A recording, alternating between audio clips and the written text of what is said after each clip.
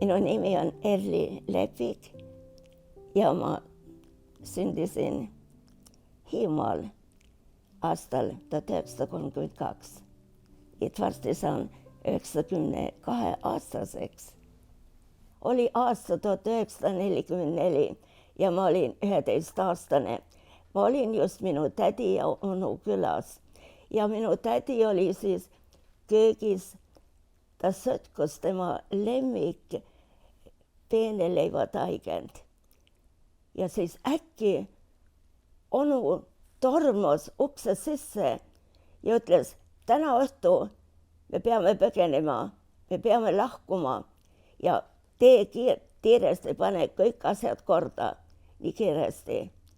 Onu ütles mulle, Erli, vaata, et sa kellelegi ei räägi seda. See suur saladus. Ja ma tõesti ei rääginud kellelegi. Välja arvatud, et mu sõbranna tuli. Ja kõik see kodu, nende ilus kodu. Ja minu valge kiisu. Ja kõik loomad jäid sinna.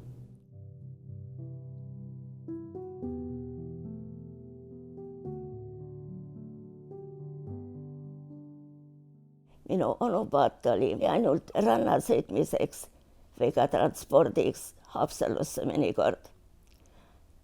Aga nüüd oli 30 inimest pidi selle paadis olema ja üle Läänemere sõita. Kapten luges kõik inimesed üle, aga oli tulnud 2 ekstra inimest oli. Ja ta vaatas Helvet minu sõbrannad ja ta ütles, okei, sina võid paati jääda. Aga teine noormees, kes oli umbes 16-aastane, Einar oli ta nimi. Aga ta ütles, sa võid meie paati jääda ainult ühe tingimusega. Kui on väga suur hädaoht, sa pead üle parda hüppama. Ja aga nii hea, et tegelikult ei olnudki see vajalik. Me saime Rootsi landa nii õnnelikult.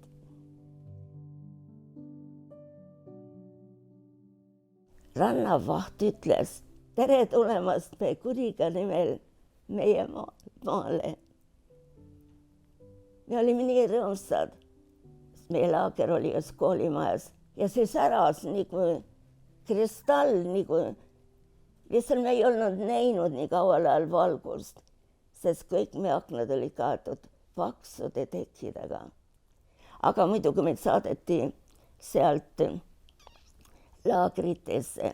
Me lahkusime maikuus ja siis isa septembri lõpupoole. Et võttis terve aasta aega. Me olime erinevates laagrites ja lõpuks Uppsalas peale 1 aastat ootamist. Siis me kallistasime, me nutsime, me naersime ja me olime nii õnnelikud, et me olime kokku saanud. Me kõik olime pääsenud. Kodu on praegu siin. Ma olen nii tänulik selle kodu üle. Ma näen merd, ma näen neid laevu, aga igatsus on Eestimaale, kodumaale. See jääb alati minu südamesse. Eesti olgu alati vaba. Ma loeksin minu ühe luuletuse, mille nimi on Hiiumaa. Sääl, kus valged liivarannad, kadakane karjamaa, kuused, kased, sirged männid, seal mu sünni Hiiumaa. Läänemere lante kohin, minu kõrvu kossab veel. Kas seal kõndida veel tohin? Nõnda kurb on minu meel. Kullerkuppe, sinililli, ülaseid ma korjasin. Südames on tundeid helli, kaugel võrsil siin. Mõtlen sinule sind täna minu armas sünnikoht. Sind on ümbritsenud oht. Hiiumaa ja Hiiusalud, kadakane karjamaa. Minu meeles Hiiu talud. Üks neist minu oli ka.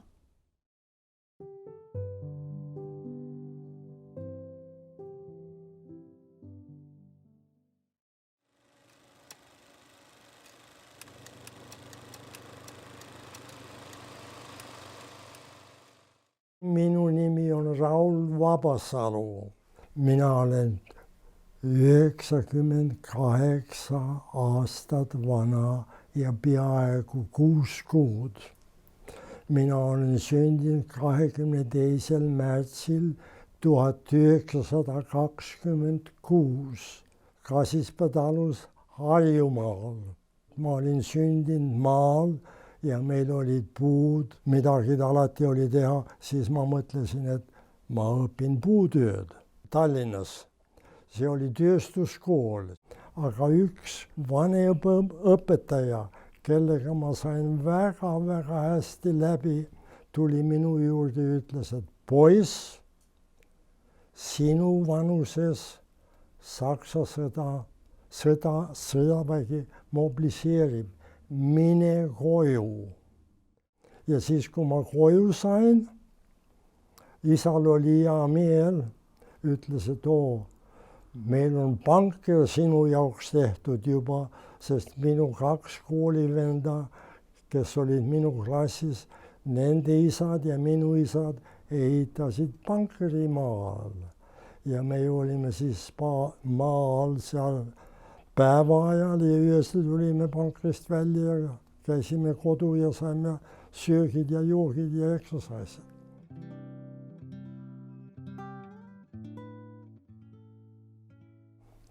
Ja ühel päeval tuli paat Soomest Viinistule, et võtab sealt 2 naist ja 2 last peale. Ja nemad tahtsid saada salaviina ja nemad tulivad siis Kasispaale, tulid minu isa juurde ja küsisid, et kas salaviina on. Ma isa ütles, et jaa, on, aga võtke minu 2 poissi peale ja viige Soome. Panime riidete ja see leib ja pudel vett ja see oli kõik.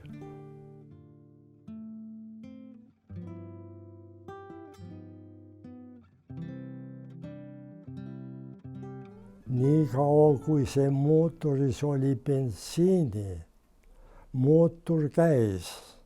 Aga need paadimehed, paadipoisid jäid juua täis. Nemad ei pannud seda petrooli sinna masinasse, masin jäid kinni ja petrooliga masin ei hakanud käima. Siis mina ja minu noorem vend, me hakkasime ehitama ja kokku panema, et väikese masti teha ja siis need purjed üles panna. Ja siis see paat liikus edasi. Väga aeglaselt, aga liikus. Aga siis hommikupoole hakkas valgeks minema. Üks paat tuleb põhja poolt, Soome poolt meile vastu. Ja see oli Soome paat, tuli ja võttis meid sleppi ja viis meid Soome. Aga siis rongiga viidi meid Lääne-Soome ja seal tuli üks Eesti laev veega. Ja järgmine hommiku, kui me saime Rootsi, no siis saime maha seal ja siis viidi sööklasse ja siis oli juba teine jutt. Me olime vabad. Minul oli kõige tähtsam dokument ja see oli suur abi, ükskõik kus ma olin, Soomes, Rootsis, Kanadas, mul oli Eesti pass. Ma olin noor poisikene, kui me ei saanud kalale minna, pidi olema pass, sest nad kartsid, et me põgeneme ära. Ja minul on vana Eesti pass ja minul on pilt seal sees ka, et see olen mina. See on kõige tähtsam asi, mis mul on järgi jäänud Eestist. Ma olen õnnelik, et ma olen siin ja ma olen õnnelik, et ma olen eestlane. Kõik need aastad ma olen olnud eestlane. Kasispaal, Harjumaal Kaasiku talus. Ehkki see talu on tühine, aga see oli minu kodu. Ja jääb minu koduks.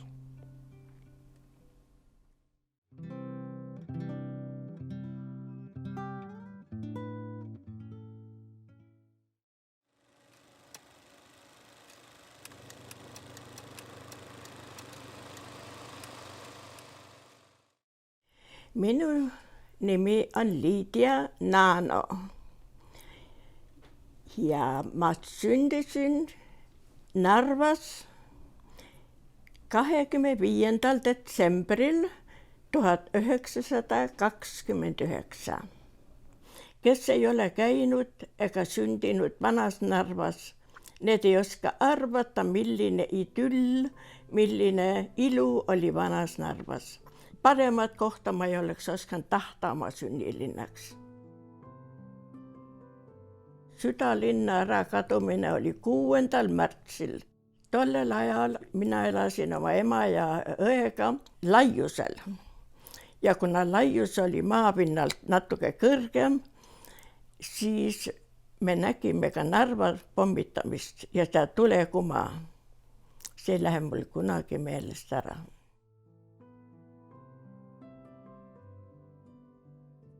20. augustil venelane oli juba Tartu all ja meie Laiusel otsustasime ära tulla sealt, et minna rohkem mere äärde.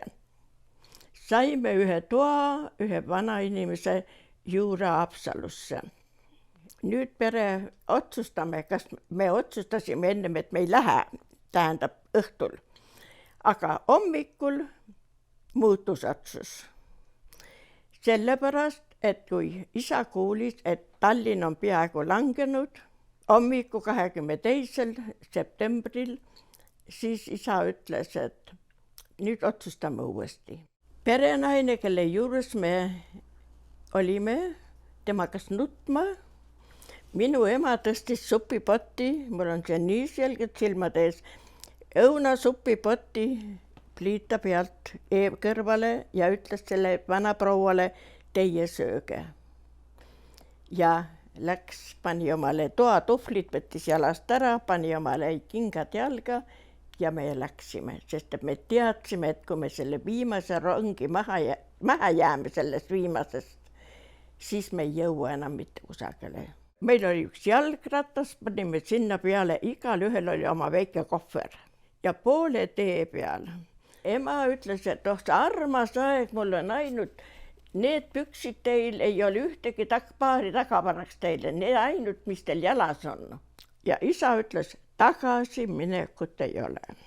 Ja see päästis meid. Oleks me tagasi läinud, me ei oleks saanud enam rongi peale. Ja me jõudsime Rohuküla sadamasse ja seal oli mootor purjekas. Ma ei tea, kui palju ta normaalselt oleks inimesi pidanud peale võtma, aga ta oli veega tasa. Mina ja vend muidugi, meil oli väga hea meel teatud määral, et me saame nüüd välismaale.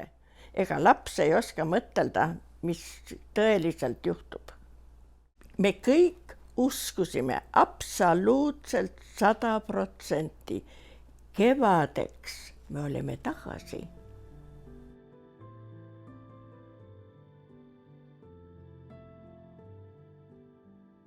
Ja kui minu sünnipäeva hommik tuli, siis terve päeva ma ainult nutsin.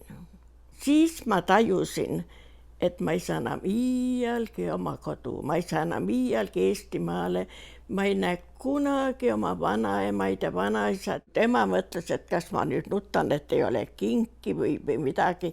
Ma ainult nutsin. Siis tuli see teadmine. Ja see on mu hinges olnud eluaeg. Nüüd ma pean ütlema, et kodu on siin, Kanadas. Mõtlen õhtuti, lapsepõlv tuleb silmade ette. See kosekohin suve õhtutel, mis jäi minu lapse südamesse, see on tänapäevani seal. aga reaalsus, kodu on siin.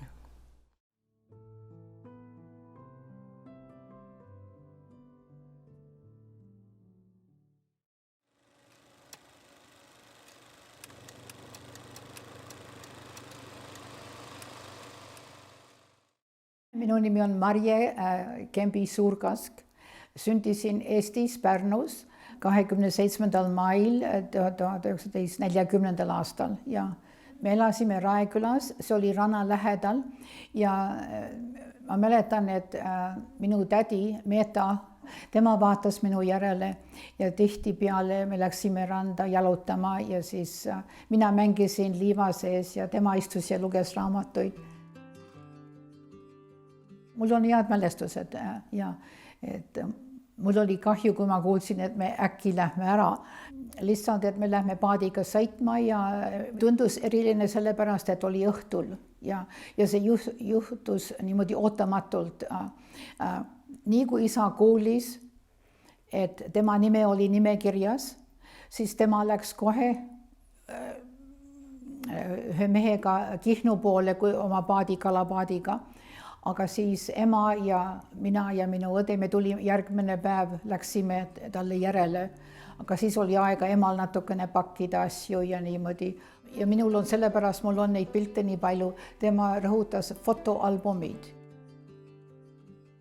Isa oli kalapaadiga seal ja üks Kihnu mees, tema küsis, kas tema võis kaasa tulla, tema nime oli Teodor Vesik. Temal oli väikene kalapaat meie kalapaadi kõrval. Ta oli meremees, aga minu isa oli lihtsalt kalur ja paadiehitaja.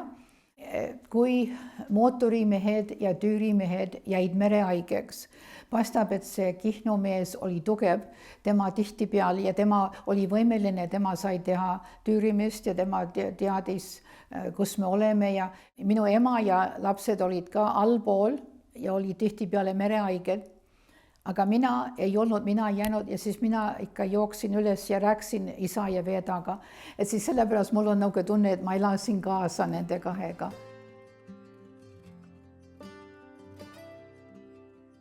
Kui me jõudsime Rootsi, siis minu õde ja mina, meil olid rahvariided selgas, puhtad riided ja ema ka tegi ennast korda. Ta ütles, et me ei saa niimoodi märjariietega minna rootslaste sekka, siis me passime väga kenad välja, kui me läksime, kui me jõudsime Rootsi.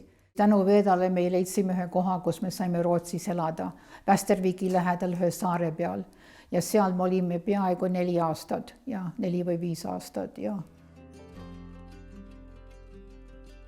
Kui jutt läks lahti, et lähevad Kanadasse, siis tuli hästi palju tahtjaid. Mõned paadides oli 300-400 inimest, aga meil oli ainult 154. Aga see oli küllalt ja see oli küllalt, aga jah. See jääb mulle meelde ja et see Kihnu mees aitas palju mõlema reisu peale. Temal hakkas tädi Meeta meeldima ja nad lõpuks abiellusid.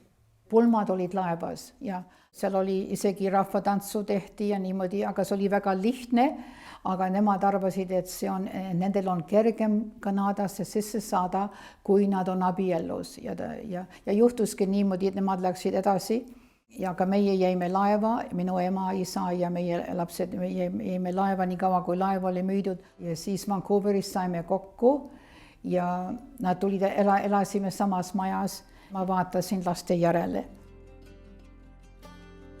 Ma võin ütelda, et meie see põgenemise reis töötas hästi välja, jõudsime ilusti Kanadasse, aga ma arvan, südames ikka oli muidugi kahju ja see võib-olla üks põhjus, miks isa väga palju ei rääkinud selle põgenemisest, et see teeb mind natuke haledaks, see jutt on muidugi natuke hale, aga siiski peab ütlema, et me ei saa kobiseda, Kanada on, et see ei ole paha koht ja loodame, et see jääb edasi heaks kohaks, on ju, ja et me ei kahjas, et me siia tulime ja et see on.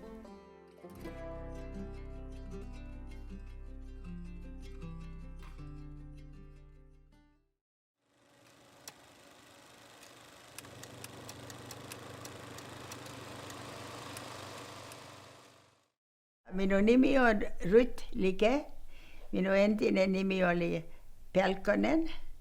Ma olen sündinud Narva vallas 1932, siis see tähendab, et minu vanus on 92 aastat vana. Meil oli ilus kodu.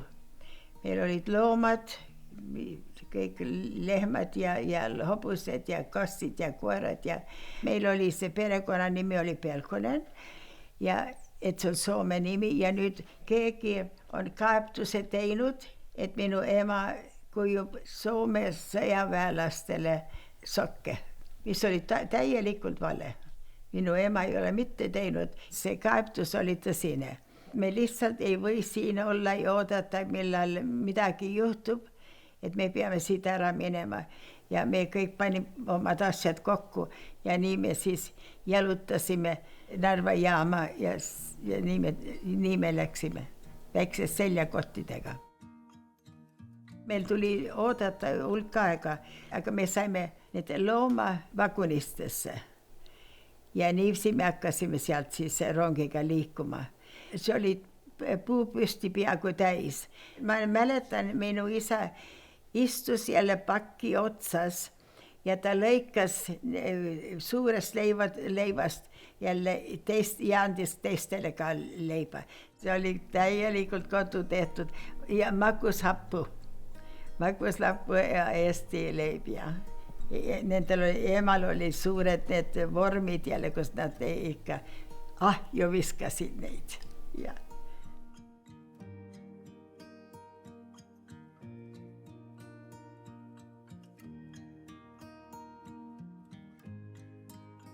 Ainuke, ma mäletan just need sõdurid. Kiiresti tulid kohe meiega rääkima ja et nemad olid Saksa sõjaväes ja nad pidid väga jälle ettevaatlikud olema, et keegi ei kuule midagi niivisi valeid asju jälle. Aga sellestki hoolimata paaril korral me laudsime Eesti laulusid, hakkasime korraga laulma jälle. Ma mäletan, et sõdurites pisarad tulid jälle mööda palged jälle ja nad ütlesid, küll te olete õnnelikud, et te saate, tuleb külmavärinad praegast isegi, kui ma räägin sellest, et kui õnnelikud te saate jälle lootus, et te saate vähemalt siit välja. Tänapäeva isegi ma näen need sõdurid seal.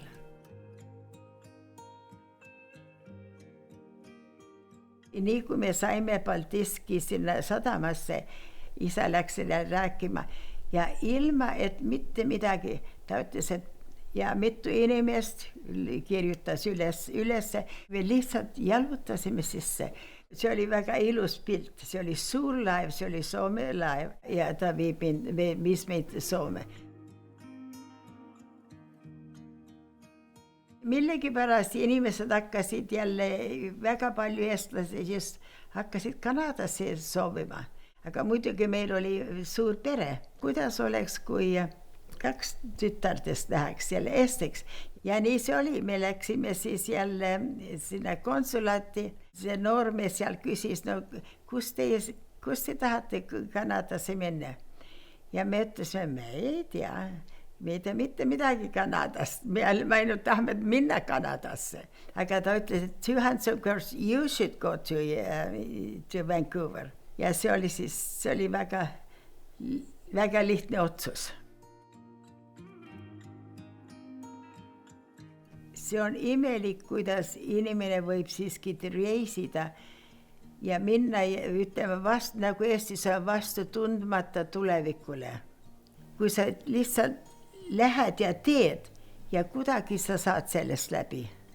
Ja see on nagu üks elu tõsine jälle ütelus, et julgus peab olema. Ja.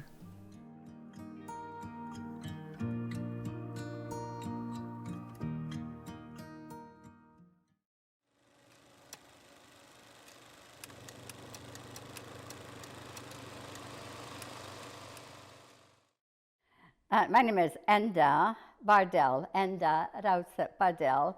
I was born October 19th, 1939, so I'll be 85 in October. I was born in Varpla, Estonia, in a little house that my father built for their wedding.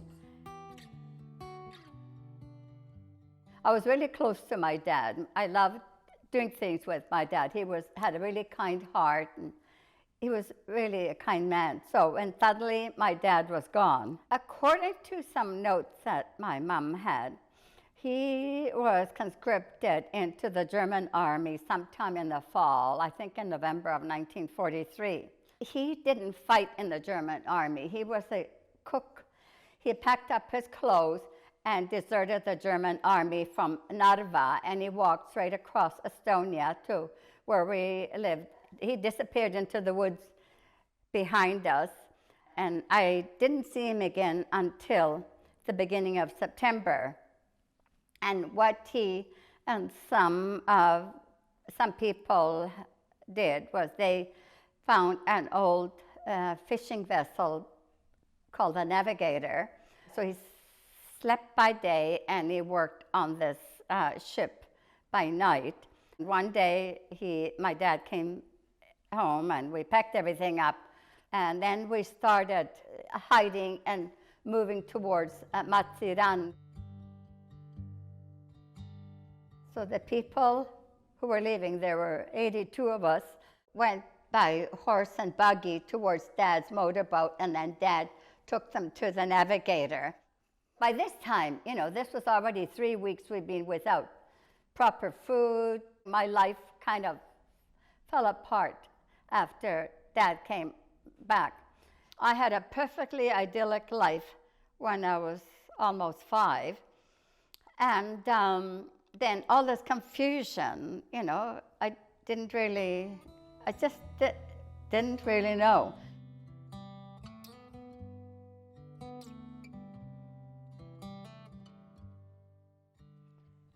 I think the most difficult part was the beginning of our life in Sweden. Nothing was familiar. Everything was strange. To try and integrate with other children, to try and find a place of belonging was difficult.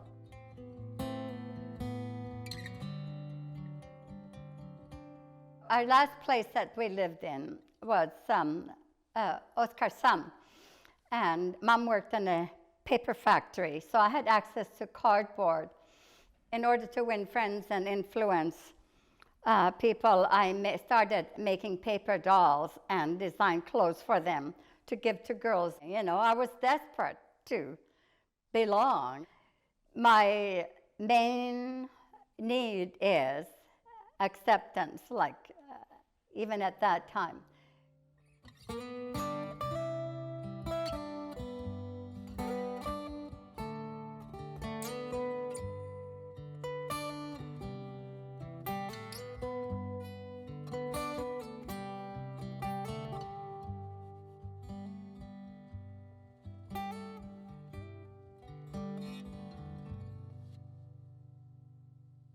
We arrived in Canada on December the 8th, 1950, and I'm really glad they came to Vancouver.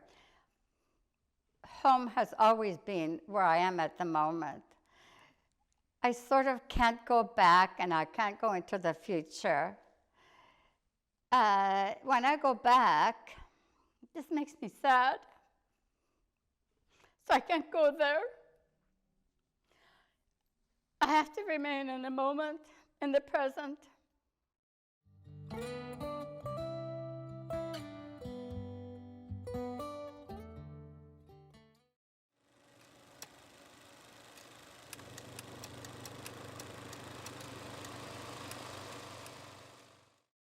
Minu nimi on Ingeborg Astrid Kozevlikov. Olen sündinud Tartus 1923. 2. oktoobril. 100 aastat ja 11 kuud. Minu Eesti elu oli väga korrektne, sest isa oli mul sõjaväes ja iga nagu noor tütarlaps, sa ei tohi seda teha ja sa ei tohi seda teha. Isa tahtis lõpetada oma sõjaväeteenistuse ja ütles, et Inge, me saadame sind Kuressaare ja sa hakkad käima keskkoolis, gümnaasiumis. Mina tundsin juba 2 aastat oma tulevat abikaasat. Ja tema käis merekoolis. Seal ma õppisin tundma vabadust. Me läksin temaga alati välja. Ma õppisin purjetama jahtaga. Ma õppisin purjetama jää peal. Ma olin 17 aastat ja minu abikaasa on 4 aastat vanem.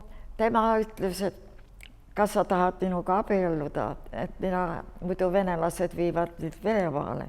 Ma näiteks, kui sa oled armunud, sa ütled kohe jaa. Kui me Kuressaares lahkusime, see oli märtsis. See suur väin hakkas juba sulama. Jää hakkas ära sulama. Me olime hobustega, hobused olid meie ees ja suured kelgud olid taga. Need üksikud kohvrid, mis me kaasa saime võtta, olid seal peal. Tallinnas meid võeti sakslaste poolt, viidi meid ühte suure saali, 150-180 inimest. Minu abikaasal oli meremehe pass. Sakslane ütles kohe, et teie olete märgitud inimene. Nemad võivad tulla ja teid ära viia. Ja see sakslane ütles, rong seisis ees. Ma viin need salaja rongi peale. Nii me küürutasime ja ronisime käpukil läbi inimeste jalgadega ja ta tegi ukse lahti ja läksime kohe rongi peale ja ütles, lamage kõik see aeg all, ärge liikuge, et nemad võivad teie päid näha. Niiviisi me pääsesime rongi peale.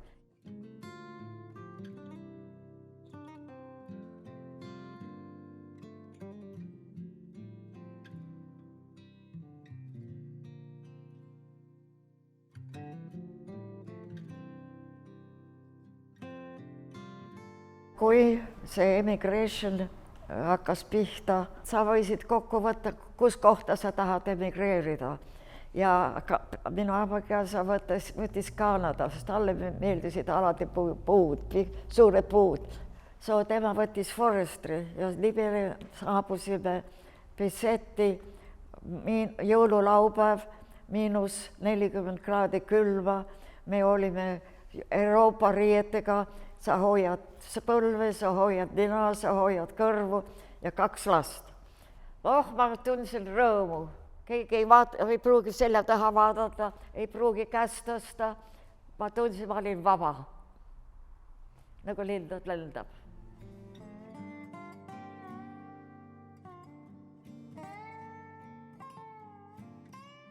Ma ei oska õngekeppi ka hoida Eestis. Ma õppisin seda kõik Kanadas. Ja esimene kepp oli pajupuu, nöör ja kus me elasime, seal oli nii palju kalu. Sa võisid sisse vaadata ainult, tegid nii ja konks otsas, tõmbasid ainult niivis. Regardless, kus saab selle kala, kus see konks kala sisse läks. Ja nüüd ma armastan kalada, ma võin praadis istuda terve päev. Kui sa kala ei saa, aga sa oled vee peal. Eestis me olime saare peal, olin ma alati vee peal.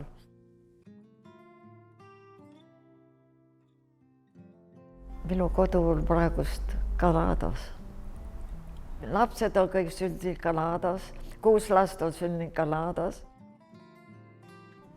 Eestis sa tunned ennast väiksena. Olgu, kui ta ka on kodumaa, ma olen juba nii harjunud pikka kaugustega ja suurte puudega.